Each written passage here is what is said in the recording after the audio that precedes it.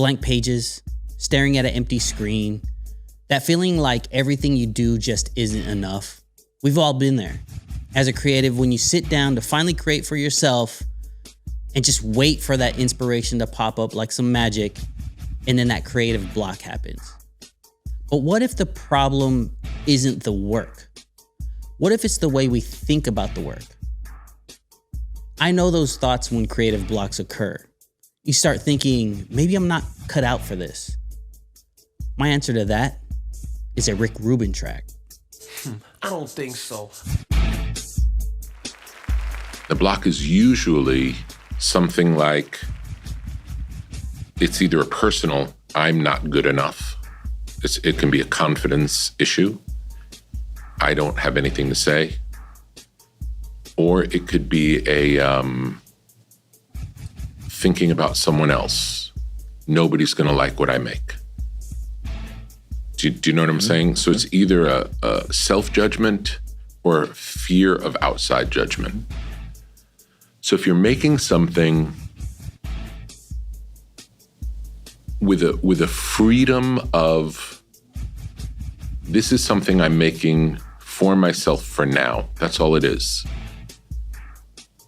It's a diary entry. Everything I make is a diary entry. The beauty of a diary entry is I can write my diary entry and you can't tell me my diary entry wasn't good enough or that's not what I experienced. Of course it's what I experienced. I'm writing a personal diary for myself. No one else can judge it.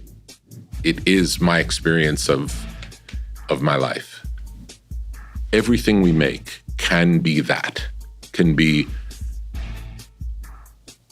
a personal reflection of who we are in that moment of time. Rick Rubin says to approach everything you make artistically as a diary entry, a reflection of who you are at the moment. No judgment, no pressure, no imaginary critics whispering in your ear, just you translating your experiences into something real. And it makes sense. That shift in mindset, it can set you free from writer's block, from self-doubt, from the fear your work isn't good enough. Because this isn't about them, it's about you. I'm making this for me, and that's enough. Today, we're talking about creative blocks, self-doubt, and the art of letting go. Because once you stop chasing perfection, the work starts flowing again. And that's why Art of Storytelling exists. To remind us that the journey isn't about pleasing the world, it's about creating from a place of truth, pushing forward, and telling those stories only we can tell. Let's get into it.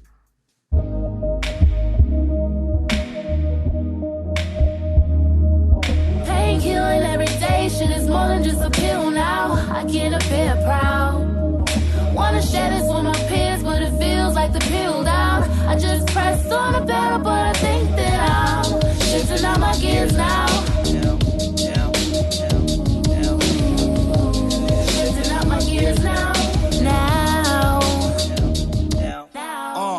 And today we're going to be talking about a lot of those companies, brands, and entrepreneurs who have pushed through that self-doubt to really accomplish a new level of achievement. First, imagine a camera that looks like it came straight out of a sci-fi movie. That's the newly announced Sigma BF. It looks crazy. No extra buttons, no clutter, just one sleek block of aluminum with a big touchscreen and shoots 6K video resolution.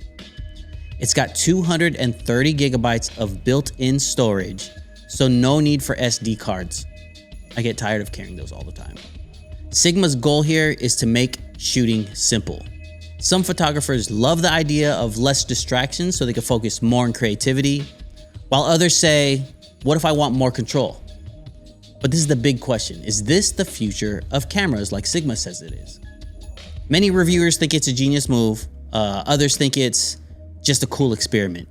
What do you guys think? Have you seen the camera? Do you think it's cool? Do you want one? I think I want one. Let me know. Okay, talking to my filmmakers here. Imagine controlling your Sony camera wirelessly right from your phone or tablet. No more running back and forth, just tap, adjust, and shoot.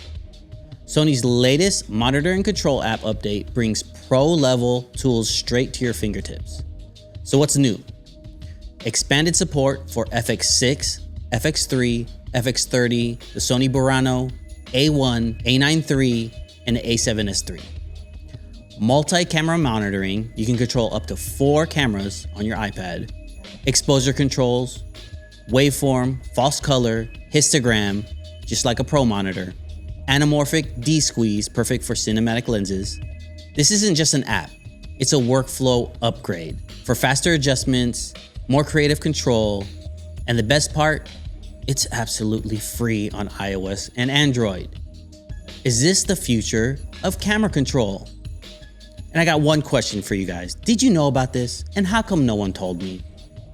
I'm using it now. Okay, so Amazon just teamed up with Suno to bring AI-generated music to Alexa. You just say what you want, and there you go, instant song. That sounds cool, right? Or maybe it's just another way for two of the most corporate, soulless companies to make music more disposable. My opinion, this will flood the industry with AI-generated songs, making it even harder for real artists to stand out. I'm honestly conflicted with even using Suno anymore. I've had a lot of fun with it. I don't even want to touch it. I feel disgusted. What do you think? Do you guys play with AI music? Do you think this is a good move for Amazon? Are you going to use it on your Alexa? Okay, we all know Snoop Dogg has always been about securing the bag, and his latest move proves it. He's pulling his music off of Spotify and moving into Tune FM, a Web3 streaming platform that claims to pay artists way more. And the timing, right after performing at the Trump inauguration. People were already questioning his decision, and now this. So Spotify's payout system has been criticized for years. But let's be real, other platforms have tried to take it down and failed. Tidal, SoundCloud, even Apple Music couldn't break its dominance. So what makes Tune FM different? It pays artists in jam tokens, skipping all the extra hands that get in the pot. Some say it's the future, others say it's risky. So what do you think? Is Snoop Dogg really leading the revolution for artists, or is this just another way for him to cash in on a trend? Let me know what you think.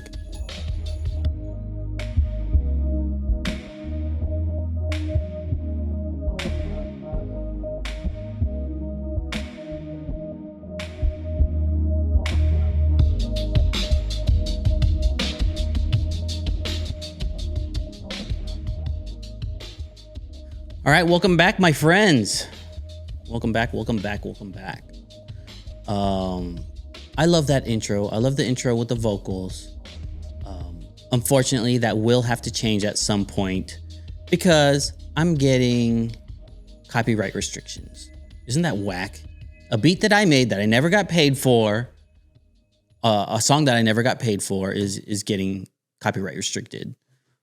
Maybe I gotta hit Nick Caution up or some label and just see if I can get it copyright free from my YouTube channel and Spotify and all that. But it just seems like a whole lot of hassle. So luckily I'm not monetized yet because I'm not big enough yet. So I could keep doing it for now, but just know eventually that's going to change. All right, what else do I have going on? So I'm going to be headed to the Bay pretty soon. I'm very excited about that. Everybody, please tap in if you're in the Bay Area. If you know about Storytellers Only, the event series, I'm very excited. It's almost all locked in. I got a few more seats available, but it is reservation only, invite only. So you must be RSVP'd to enter. John has been great at managing this entire event. He's the guy to hit up. If you guys want to get in, hit up John, okay? Don't even bug me. Don't bug me unless it's production stuff. John is going to handle the event stuff. And then we'll talk amongst ourselves, okay? But I would love to see everyone there. All my Bay homies, I want to see you out there. What else? I've been talking to a lot of people who freelance, who contract, and even people that just have jobs. There has been a lot more layoffs lately. And it's so devastating to hear. A big company that I did a huge project for last year recently had huge budget cuts. Like half the team that I collaborated with on an amazing video project is gone. My feed on LinkedIn is like message after message, people putting the open for work. So just know my heart goes to everybody who is recently laid off, who is still looking for work. It's rough out there right now. Even for myself, it's my projects are few and far between. Let's just say that. I'm lucky. Let me just say this. I have an amazing network of friends who always reach out for even the smallest projects. And I'm very fortunate for that. So luckily, I'm not there yet. I'm not to the point where I'm desperate. But I do want to say thank you to everyone who has ever referred me, who's ever reached out to me, even just to inquire, or even just reached out to catch up for future purposes. I truly appreciate that, okay? And any friends that are curious, yes, Art of Storytelling is available for hire. We have landed one project with the homies. I won't even say it. I can't even say it. But we've landed one project that's coming up, but that's it. So we are open for work in 2025. Hit me up. I would be excited to at least have a conversation, all right? But besides that, like, why do I still feel slammed? This year's obviously slower than previous years, but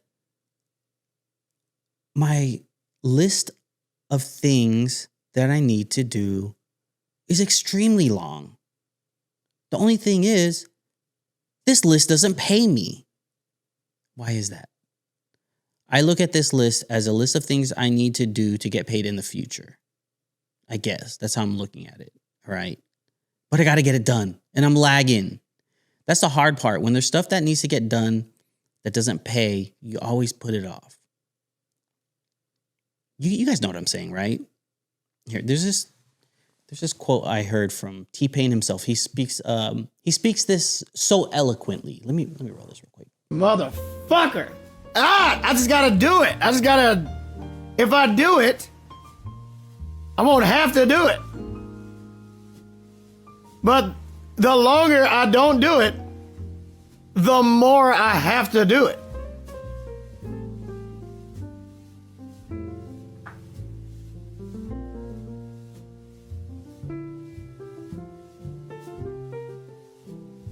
You know what I'm saying? Well said, T-Pain. Well said. Sometimes we just need to dumb it down to simple terms. Thank you, T-Pain. Okay, we're going to jump into the story soon, but this theme today, make diary entries. I love that. And this is the first time I've ever heard of tackling your own creative goals in this way to fight that creative block that you might have. So I really love this, and I'm going to tell a little bit about my own personal stories of how I approached that writing personal diaries to overcome writer's block. I didn't even know I did this until I saw this Rick Rubin quote, and he kind of articulated it in a great way. All right. With that being said, I think it's time. Let's get into some stories. I think I found my replacement dream camera. It was a Leica. I think this one might be the new one. All right. Have you seen the new Sigma BF? It's beautiful. Instead of a bunch of buttons, it's got one solid dial on the back to keep it very simple. It's made of one solid block of aluminum, which is amazing. And it feels smooth and sturdy. And on the inside, it's even more amazing. It's got a 24.6 megapixel full frame sensor, a big 3.2 inch touchscreen. So instead of buttons, you're going to touch a screen. It does not take any SD cards. Instead, it has 230 gigabytes of internal storage. That's almost like my laptop. Okay. It shoots 6K video, which beats a lot of cinema cameras out there.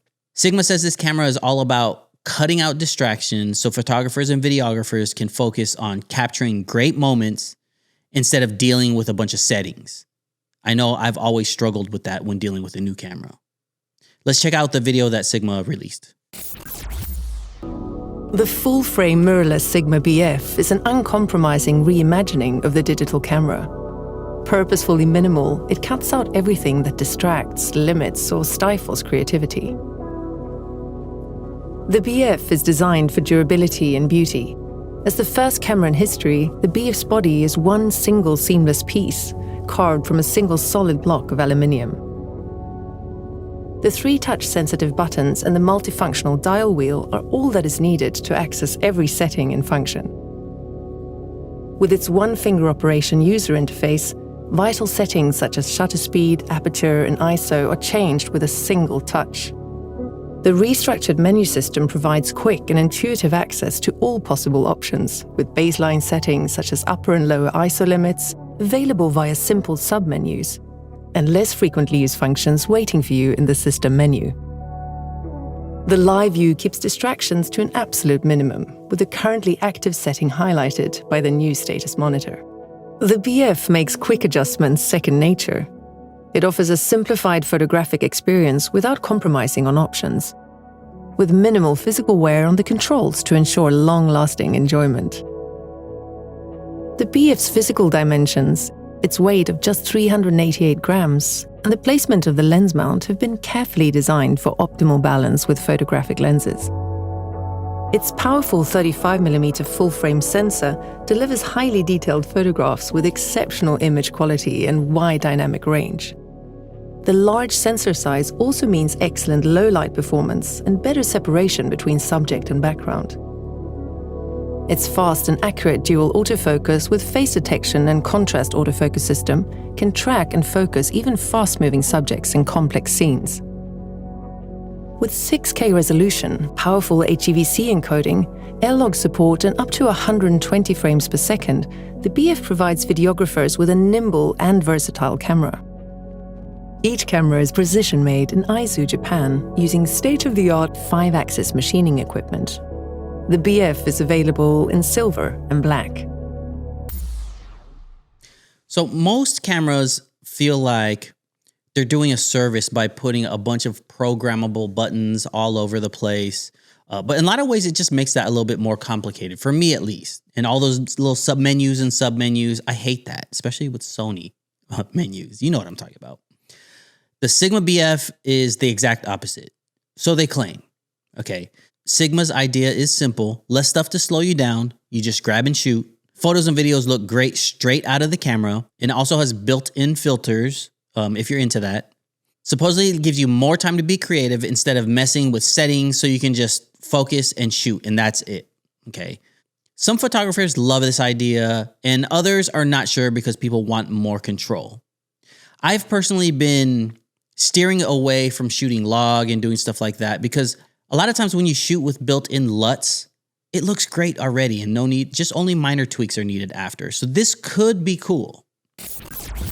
So I think the first thing to get across about this camera is that it's intended to be a very simple process. It is a stripped down camera designed to radically change how somebody is going to approach and use a camera. And again, I got to get this out of the way. For me, coming from a more advanced camera background, I'm automatically going to have a different mindset about what a camera should be, how it should operate, and how the controls work. And so I really am going to try to remove myself from that and look at this with fresh eyes going forward, because I think a new design like this absolutely demands it.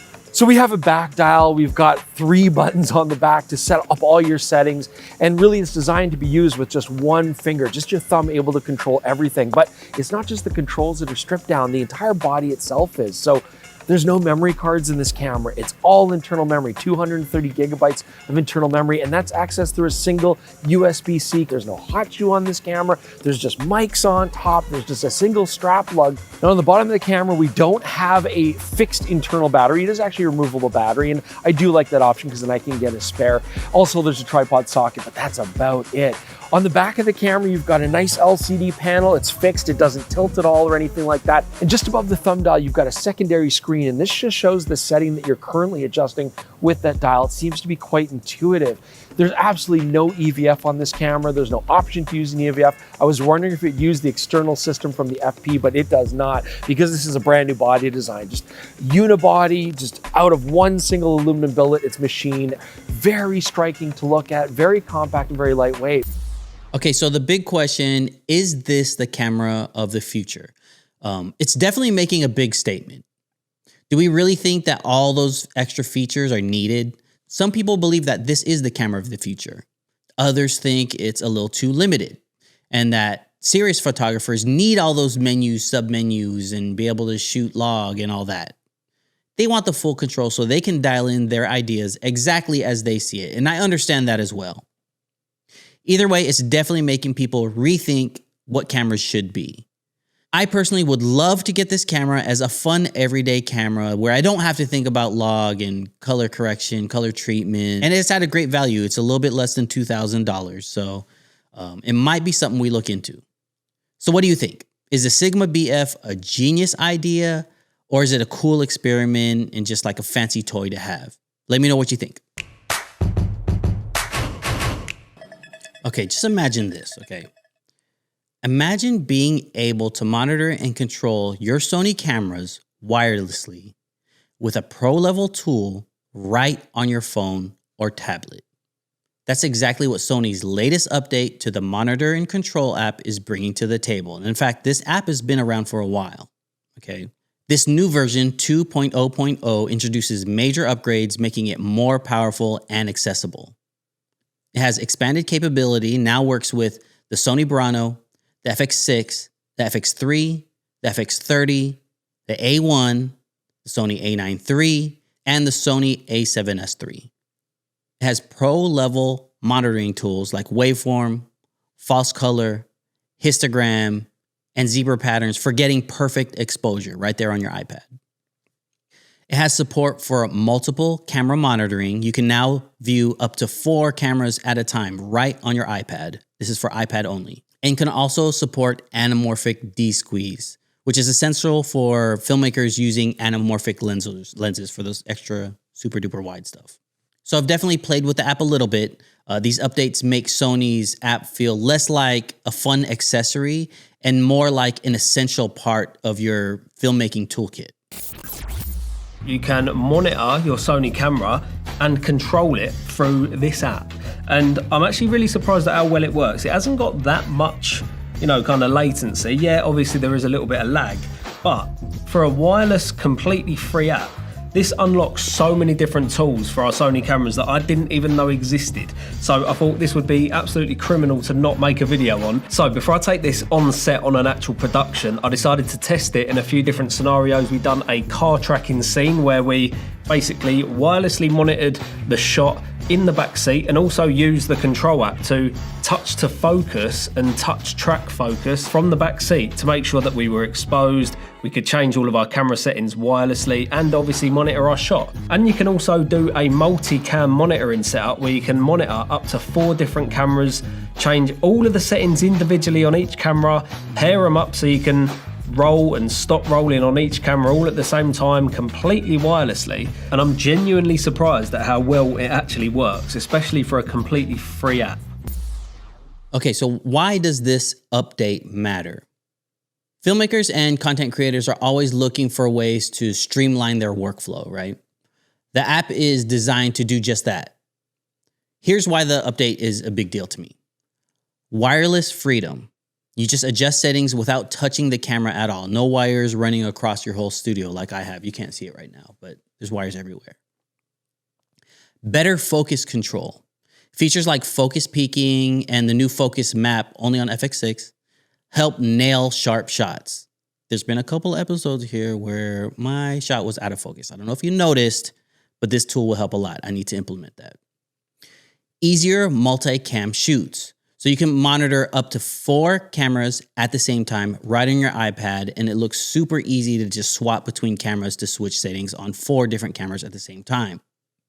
And you also have a more intuitive interface, which is inspired by Sony's high-end Cine Alta cameras. I've never played with it, but sounds pretty cool. Let's check out some more details on the app. I can think of so many different scenarios where you actually want to monitor multiple different cameras, hit record all at once, hit stop all at once. And I can see myself using that just to simply see, do my frames all look good? Are my exposures, correct across all the different frames? And just to keep, my files in unison. It's just simple, easy. And especially as a one-person band, you can set up all your cameras. You don't have to keep going around checking all of them. You can see on your device that they're all recording and they've all got battery life and they've all got, media space. So you're good to go. One thing that I did notice, when you're in the multi-cam, display where you can see all of the different cameras, your frame rate does kind of get distributed across all of them frames when they're all on the same tablet all at once. So when you click on a frame individually, you'll get anywhere between, 15 and 25 frames a second. But when you're monitoring all 4 of them all at once, each frame will probably give you about 8 frames a second. So there's definitely like some sort of bottleneck that comes to the device. So overall, the M&C app is an absolute no-brainer. I don't know why you wouldn't just have this on your phone in your pocket. It's completely free and it unlocks all of these different features that you can't do just with your Sony camera. So this update raises some big questions for me. Will apps like this eventually replace traditional camera controls and external monitors? Are we just going to be running around with a bunch of iPads on set? Could be cool. Some filmmakers see this as the future where everything from exposure settings to multicam control happens wirelessly right on an iPad or tablet of some sort. Others say that we still need the traditional physical monitors and tools over software.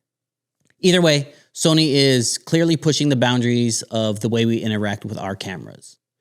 But what do you think? Is this something that would be handy for you? Have you played with it yet? And why haven't you told me about it? I've played with it a little bit and it already seems like it's going to help me a ton. So this will definitely become a part of my toolkit. What about you?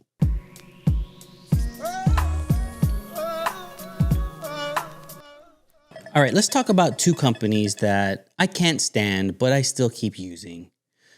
Amazon, one of the most controlling companies on the planet, teams up with Suno, an AI music company, to generate songs with just a voice command. Sounds crazy, right? Just 2 of the world's most evil corporations trying to be cool by diluting something like music that already is massively diluted. Amazon is partnering with Suno. So you have Amazon Alexa Plus partnering with Suno AI music generator. This is a wild collaboration. You can see right here, Amazon has partnered with AI music company Suno for a new integration with its voice assistant Alexa, allowing users to generate AI songs on command using voice prompts. This is part of a much larger rollout of new features for a next generation Alexa dubbed Alexa Plus, powered by AI technology. This is a quote from Amazon's blog post, which is kind of interesting. Using Alexa's integration with Suno, you can turn simple, creative requests into complete songs, including vocals, lyrics, and instrumentation. As we all know, I've done a lot of videos about Suno, and it's pretty crazy how fast and in seconds you can make a song about anything. Looking to delight your partner with a personalized song for their birthday based on their love of cats? Or surprise your kid by creating a rap song using their favorite cartoon characters? Alexa Plus has you covered. Now, I gotta be honest, when it comes to the music industry, or I guess a lot of industries, some collaborations surprise me, some don't. This one did not see coming, gotta be blunt, did not see coming. And this is, I think, again, I've said this a lot in a lot of different videos, that every single time something unique happens with Suno or Vudio or AI music, it just makes me more curious about where the future is going, where are we heading. Obviously, no one knows, but what we do know is this. AI is everywhere. ChatGPT, Claude, which is an amazing one based off text-based questions. You have Google Gemini. Every company, literally every company in the world is doing AI stuff. My problem is you can tell this is all about profit. With this new partnership, Alexa will now churn out AI songs at the snap of a finger. Imagine a future where music is no longer made by people. It's made by algorithms.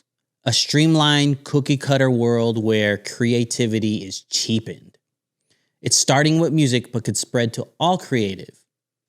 For me, this dramatically dilutes the music industry. even more than it already is.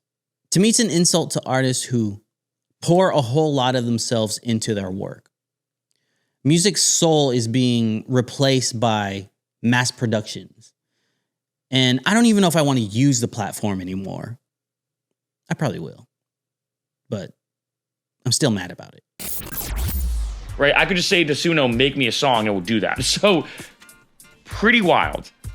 And again, this is just another instance of AI getting more popular. How is this going to affect the music market? I don't know. There has been now, especially in 2025, for the first time ever, a lot of pushback against AI music. A lot of stuff going on in the UK, for example. I'll do a video about that, where a bunch of artists just released a silent album in protest against AI music.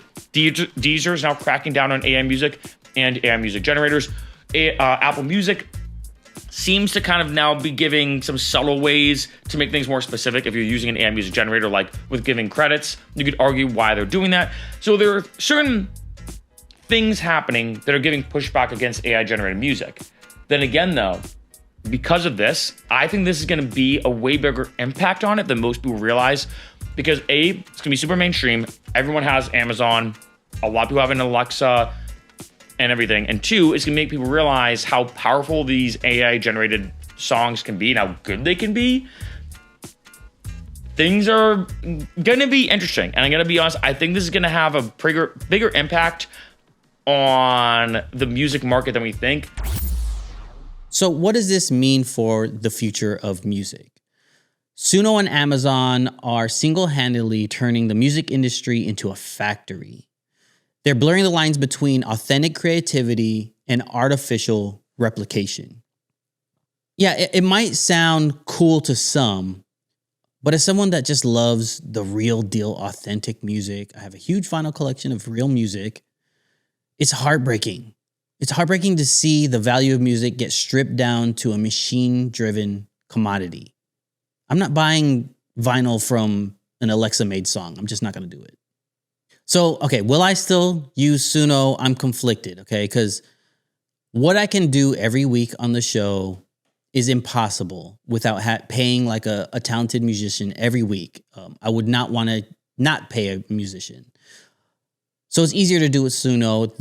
The songs are not always the best, I'll say that. It's a slippery slope, and I'm not sure where it's headed. But what do you think? Do you experiment with Suno? Are you going to make some beats on your Alexa through Suno? I don't think we have control of this. I want to know your thoughts. The next generation is just going to hop on it as a tool. There's going to be one savvy kid that just goes crazy with it. What are your thoughts? Please help me out, guys.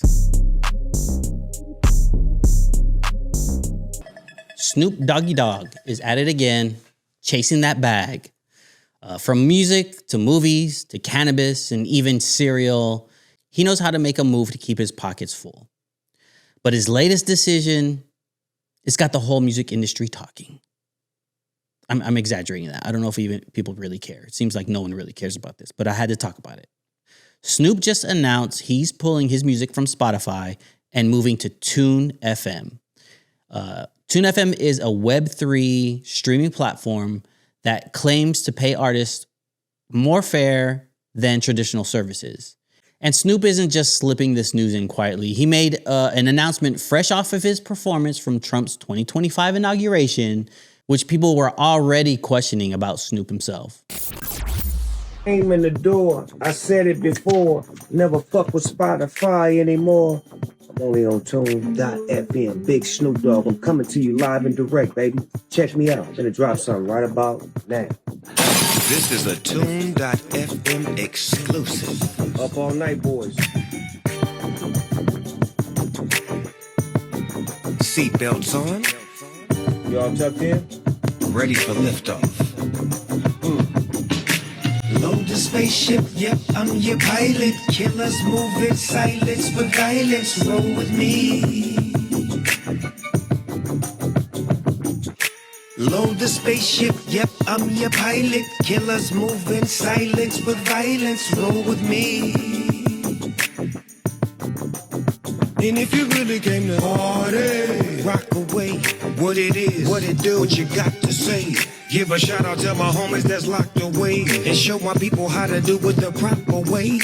Diversify, intensify, open up your third eye. With the utmost, up close, hitting with the bird's eye. Pow, pow, bow, wow, make a nigga bow down. Tune FM on your motherfucking back. Load the spaceship, yep, I'm your pilot. Killers move in silence with violence. Roll with me. Put your seatbelts on. Okay, we know that Spotify has drained musicians of money and has paid them unfairly, paying fractions of a cent per stream, while raking in billions as just a major big tech company. But here's the thing. Other platforms have tried to challenge Spotify before, and no one exactly won. Remember Tidal? I thought that would be big. That failed. It promised higher payouts and better quality music, but it never took over. SoundCloud tried different models, and even Apple Music is still second place to Spotify. Spotify is the dominating streaming platform. So what makes Tune FM different? Instead of relying on major labels and middlemen, it pays artists instantly in jam tokens, which is a cryptocurrency that claims to put more money directly in musicians' hands. Some say this is the future of streaming. Others are not sure. It sounds good, but is it really the solution we need? One great crypto startup is TuneFM. TuneFM is the Web3 of Spotify that's actually live and working. It already has artists like Beyonce on there, and basically when music gets played, the artist gets paid immediately for every second of streaming. And it's much more than what an artist can earn on Spotify, like upwards of 10 times more. The reason this is possible is because it's run on their native Jam token, which is based on Hedera Hashgraph, an enterprise-level distributed ledger technology owned by Google, IBM, Boeing, and more. This tech is already working for these giant companies, and it actually allows for fast and cheap microtransactions, unlike fiat or Bitcoin or any other coin project you see out there that's based on an Ethereum ERC protocol. This allows for artists to get paid right away, and it even allows for you, the listener, to get paid just by listening to music on TuneFM. That means if you help discover new music or curate music on TuneFM, you can get paid. So I'll give it up to Snoop. If TuneFM works, this could be a game changer for independent artists. But let's be real. Snoop is a businessman first. Is this move about finding a real solution for artists, or is it just another money grab for him? Let me know your guys' thoughts. How do you feel about Snoop Dogg's move? Are you still riding with him, or are you questioning everything he does since the Trump inauguration?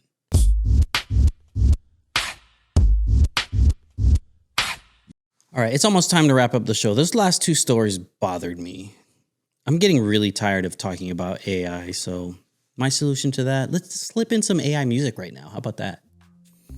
Until I can get some musicians to collaborate with me, this is my only solution. I'm sorry, guys. Suno's going to be a part of the show, even if I don't want to. I still order Amazon, and I hate Amazon. I have 20 boxes at the front door right now. But let's revisit this theme of the show, okay? Do you ever just know you're meant for something, but the path to get there feels impossible? For me, storytelling was always that thing. I knew I wanted to create work that mattered. Not just for views, not just for clout, but because I believed in the power of well-told stories. But knowing your purpose doesn't mean the world just opens the doors for you. I've had projects fall apart, clients not see the vision, times where I question if the work was even hitting the way it should. It's crazy how you can feel so sure about where you're going, but feel so lost at the same time. And that I kind of feel like is the test, because the ones who push through, they're the ones who actually get there. But here's the thing that always kept it moving for me, was the idea that the work is bigger than me. The block is usually something like, it's either a personal, I'm not good enough. It can be a confidence issue. I don't have anything to say. Or it could be a thinking about someone else. Nobody's going to like what I make. Do you know what I'm saying? So it's either a self-judgment or fear of outside judgment. So if you're making something with a freedom of, this is something I'm making for myself for now, that's all it is. It's a diary entry. Everything I make is a diary entry. Make diary entries. Entries. Entries. Entries. Entries. Make diary entries. Rick Rubin said that the best art comes from a place of curiosity, not strategy. When I stopped chasing the outcome and focused on the craft, everything changed. I started making what I wanted to see in the world, telling stories the way I felt they needed to be told. And suddenly the work started connecting because it was real, it was authentic. So I'd say this, from my experience, I'd say if you're feeling lost, if the grind's got you second guessing yourself, step back and ask, what would you create if you weren't trying to win? If you weren't out there to get those likes or those comments? If the only goal was to make something that truly moved you? That's where the magic is, as Rick Rubin said. The beauty of a diary entry is I can write my diary entry and you can't tell me my diary entry wasn't good enough or that's not what I experienced. Of course it's what I experienced. I'm writing a personal diary for myself. No one else can judge it. It is my experience of my life. Everything we make can be that, can be a personal reflection of who we are in that moment of time. Okay, so overall, here's what I learned. When you stop chasing and start creating, everything falls into place. Keep moving, keep building, and most importantly, make what feels true to you. Storytellers only.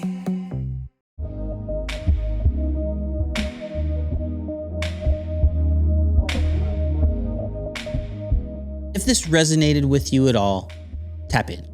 Okay, follow the pod, share with a friend, tell someone, hey, these Storytellers Only guys, they're pretty cool, okay? Until next time, guys, I appreciate the listen. This has been a great show. We'll see you next time. Peace. Painkilling every day, shit is more than just a pill now. I get a bit proud. Wanna share this with my peers, but it feels like the pill down. I just pressed on the pedal, but I think that I'm shifting out my gears now. Shifting out my gears now.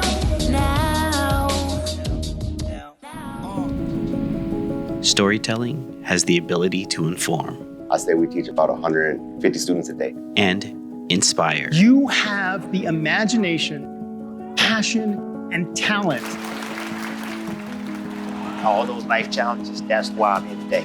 When you relate on a personal level, you not only reach minds, but hearts. Yeah, sometimes it get raw and it get real. I'm not down to hide no more. It resonates. I knew that there was something about this experience that was transformative. The message becomes relatable when it comes directly from the community it serves. It really just ignites everybody around them. It's a part of us. It's our heart. At Art of Storytelling, we put authenticity first. We put the people first. It would be a shame for those stories to be lost. Thank you for doing this. Sorry. We can't wait to tell your story.